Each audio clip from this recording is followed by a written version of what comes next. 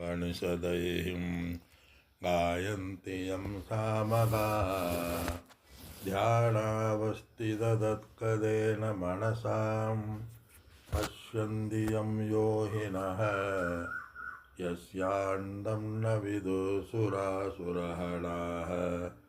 देवाय तस्मै नमः देवाय तस्मै नमः ஓம்.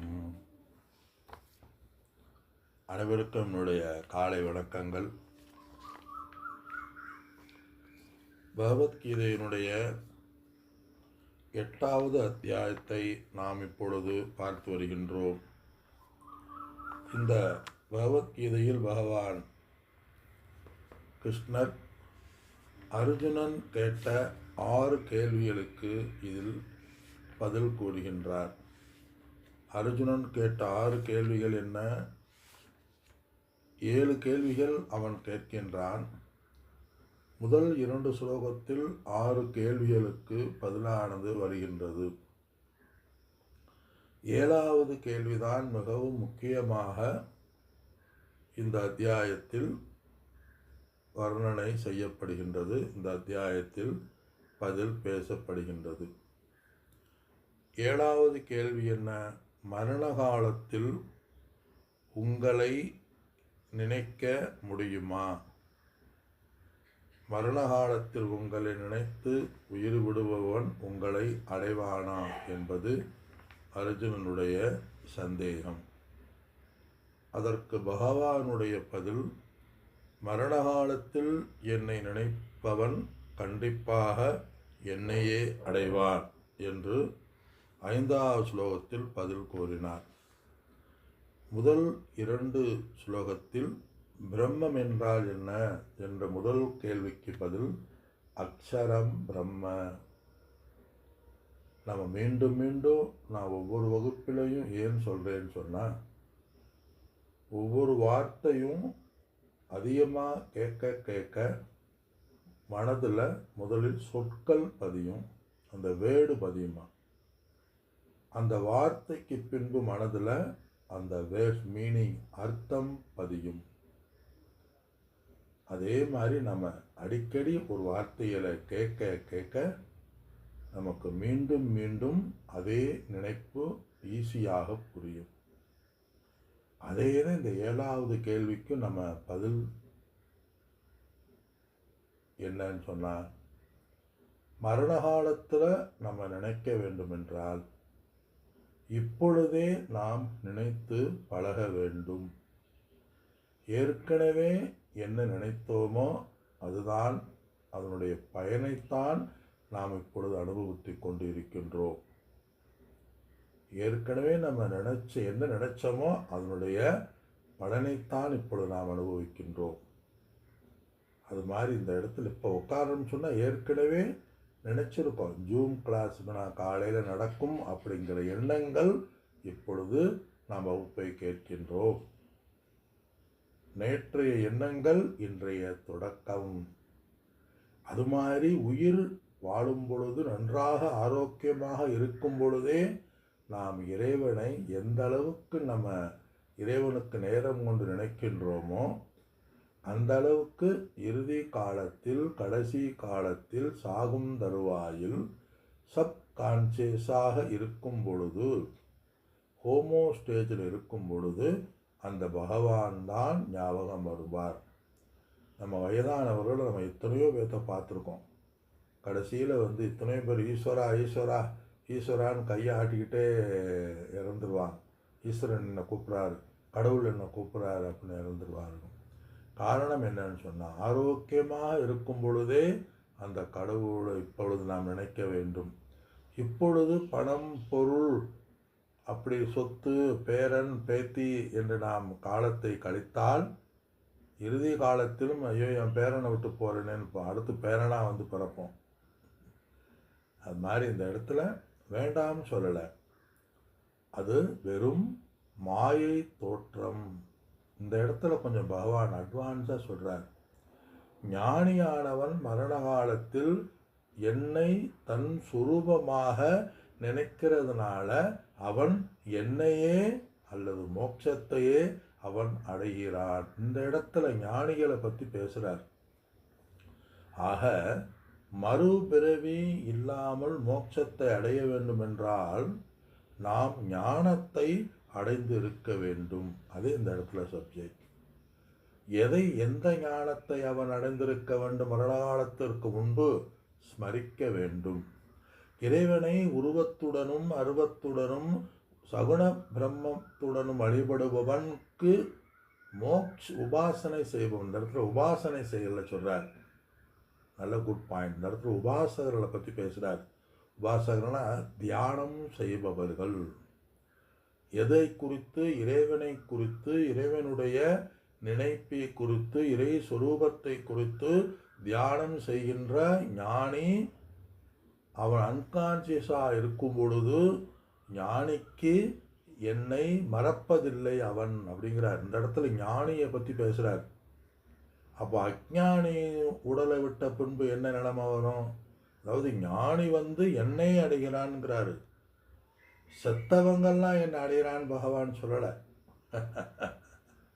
இறந்தவங்களாம் சில பேர் உயிரோடு வாழும் பொழுது நல்லா சந்தோஷமாக இரு, செத்துட்டேன்னா மோட்சம். அப்போ உயிரோடு வாழும் சந்தோஷமாக இரு, கடை வாங்கியாவது நெய்யை சாப்பிடு அப்படின்னு சொல்லலாம் சொல்லுவாங்க. சார்பாக உயிர் வாழும் பொழுது ஆனந்தமாக வாழ். இவ்வுலகத்தில் உள்ள எல்லா படைக்கப்பட்டது பூரா அனுபவத்துக்குத்தேன் என்று சொல்கிற மதங்கள்லாம் உண்டு. இறந்த பின்பு நீ சொர்க்கலோகம் போவாய், அதுதான் மோட்சம் என்றும் கூறுகின்றது. ஆனால் சாஸ்திரத்தின் அடிப்படையில் இறந்த ஞானிக்குத்தான் என்னை யார் நினைக்கிறார்களோ, என்னை யார் வழிபடுகிறார்களோன்னு பகவான் இதில் சொல்கிறாரு. ச மத் பாவம் யாதி, என் தன்மையை, என் சொரூபத்தை, என்னை அடைகிறார்கள் மரண காலத்தில் சொல்கிறார். அப்போ மரண காலத்தில் என்னை யார் மரணத்துக்கு முன்பு ஞானத்தை அடைந்தார்களோ, பகவான் என்னுள் இருக்கின்றார், உண்மை தன்மையை யார் அடைந்தார்களோ அவர்கள் உண்மை தன்மையான என்னை அடைகிறார்கள். அதுதான் உண்மை.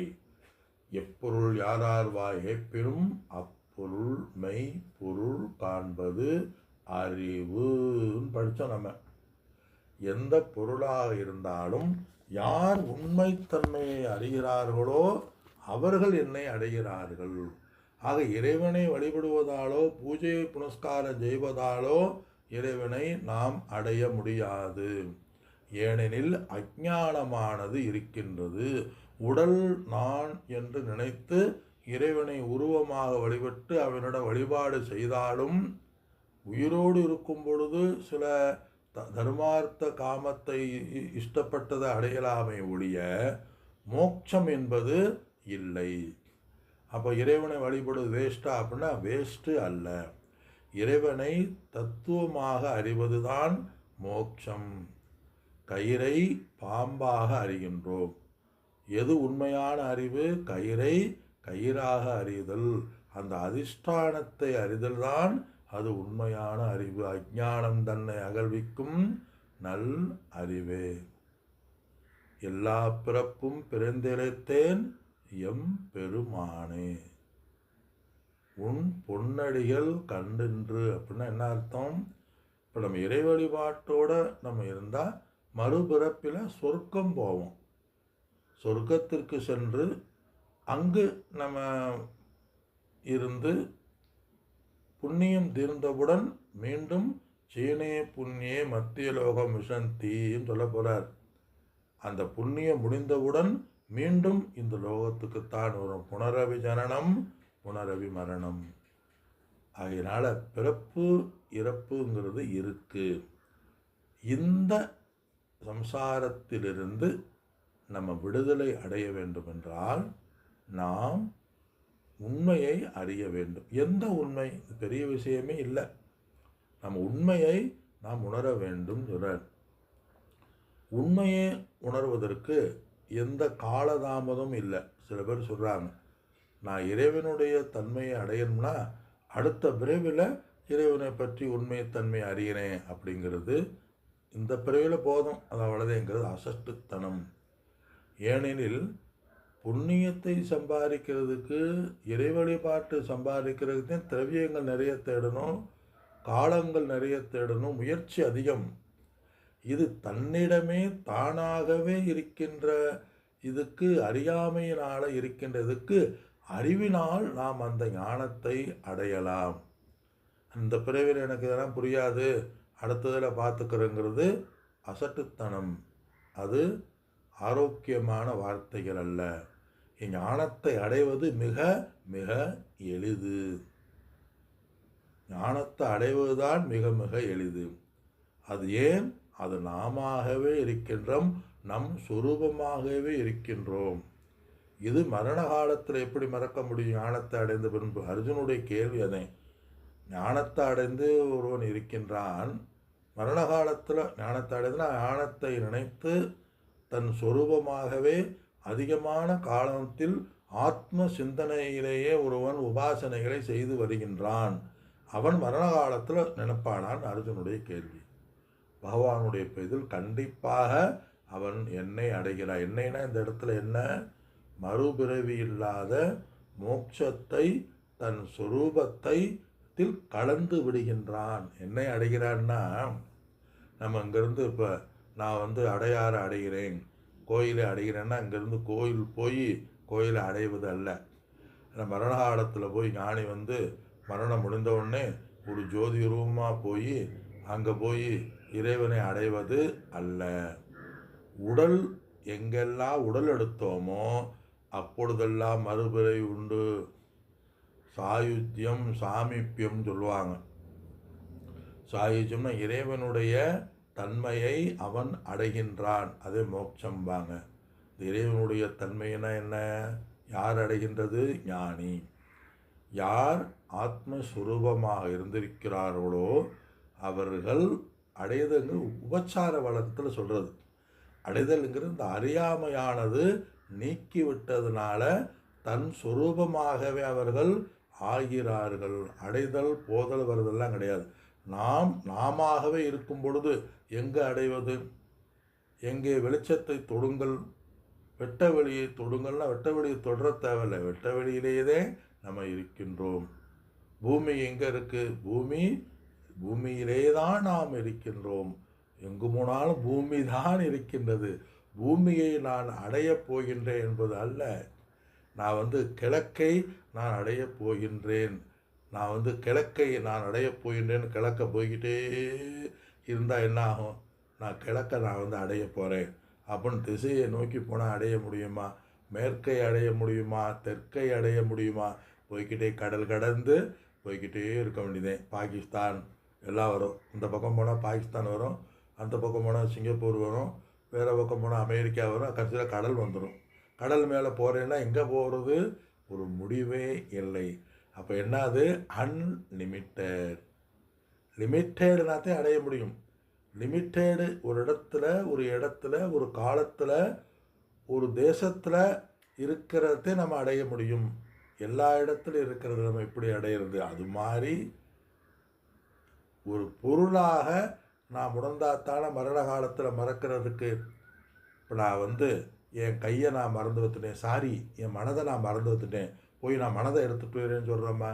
கீயை மறக்கலாம், காரை மறக்கலாம், நமக்கு வேறாக இருக்கின்ற பொருள்களை மறக்கலாம். ஆனால் நாமவே இருக்கின்ற கையை நான் மறந்துட்டேன், கொஞ்சம் விரலை மறந்து விட்டேன், இந்த விரலை போய் எடுத்து வந்துடுறேன். என் மனசை மறந்து வந்துட்டேன், மனசை போய் எடுத்து வரேன்னு சொல்லலாமா? ஓ சாரி நான் கண்ணை மறந்துட்டு போய் கண்ணை போய் எடுத்து வந்துடுறேன். இன்னும் கண்ணாடியை மறப்பேன் ஒழிய கண்ணை மறப்பதில்லை. கண்ணாடி வேணால் எங்கே ஒன்று தேடலாம், தேடுவதற்கு இடமில்லை. ஏன்? அது நம்மிடமே நம்மாகவே இருக்கின்றோம். அதே மாதிரி கண் உடல் மனம் மாதிரி மறக்கிறதுக்கு வாய்ப்பே இல்லைன்னு பகவான் சொல்கிறார். சரி சாமி, அப்போ மரண காலத்தில் தானே இறைவன் நினச்சா, இறைவி ஸ்வரூபத்தை நினச்சா இறைவன் அடையுமோ? இப்போ மரண காலத்தில் நினச்சிக்கிற எப்படி வேணாலும் இருப்போம்னா அது நடக்காது. அது தவறான முடிவு. இப்பொழுதே நாம் இறைவனை நினைத்து உபாசனைகளை செய்ய வேண்டும். இறைத்தன்மையை அவன் அடைகின்றான் சொல்கிறார். சாயுஜ்யம்னா இறை சுரூபமாகவே ஆகுதல். ஞானிக்கு என்ன ஆகுது? ஒரு குடத்தில், மண் குடத்தில் ஆகாசம் இருக்குது, உள்ள ஆகாசம் இருக்குது. மண் குடத்தை உடைச்ச உடனே அந்த ஆகாசம் எப்படி ஆகுது? போய் சேருதா? இல்லை. அது ஆகாசமாகவே இருக்குது, அது மீண்டும் ஆகாசமாகவே ஆகிவிடுகின்றது. என்ன வித்தியாசம்? அந்த ஒரு மண் குடம் அதை வரையறுக்கப்பட்டிருப்பது போல மித்யாவாக இருக்குது. மண் குடத்தை உடைச்சவுடன் ஆகாசம் பொது ஆகாசத்தில் மகா ஆகாசத்தோடு இணைந்து விடுகின்றது. இது கூட உபச்சார வழக்குதான். இணைந்து நான் ஒருத்தரை இணையிறேன்னா போய் இணையறதில்லை. குடத்தில் உள்ள ஆகாசம் போய் பெரிய ஆகாசத்தில் நடந்து போயோ இல்லை பறந்து போயோ வேகமாக போய் இணைவதில்லை. அது ஆகாசமாகவே ஆகிவிடுகின்றது. ஆனால் எப்பொழுதுமே பிரம்மஸ்வரூபமாகவே நாம் இருக்கின்றோம். பானை போல இந்த உடல் மனது லிமிட்டடாக இருக்குது. இந்த உடல் மனம் ஸ்தூல சரீரமானது மரணத்தை அடைந்து விடுகின்றது, இறந்து விடுகின்றது. சூட்சும சரீரமானது பயணம் செய்வதில்லை ஞானிக்கு.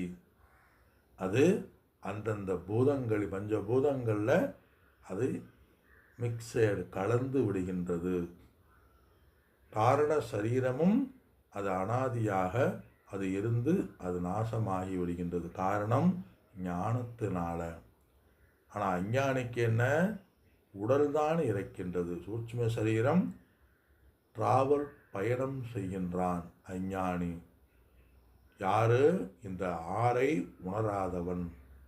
அதனால் மரணத்துக்கு முன்பு நம்ம என்ன செய்ய சொல்கிறார் பகவான்? இந்த ஆறை உணர வேண்டும் சொல்கிறார். எந்த ஆறு? ரிப்பீட் சொல்லுவாங்களா, அது மாதிரி புனருக்தி தோஷம் இல்லை. ஏன்னா சொன்னதவே சொல்கிறாரு பகவான். கிருஷ்ணரவே சொன்னதான் சொல்லிட்டு இருக்காரு. ஆத்மயானி, ஆத்மா அனாத்மா, உடல் மனம் நீ அல்ல அப்படின்னு 1, 2 அத்தியாயத்தில் ஆரம்பித்து இதவே சொல்கிறார். காரணம் என்ன? நாம் நம்முடைய மனம் மறக்கும் அஞ்ஞானத்தினால. அதான் இதை சொல்கிறார். ஞானியானவன் எப்பொழுதுமே தன் சொரூபமாக, மோட்சம்ங்கிறது என்ன? தன் சொரூபத்தில் இருத்தல். மற்ற இறை வழிபாடு வேண்டாமா அப்படின்னா மற்ற இறை வழிபாடும் வேண்டும்.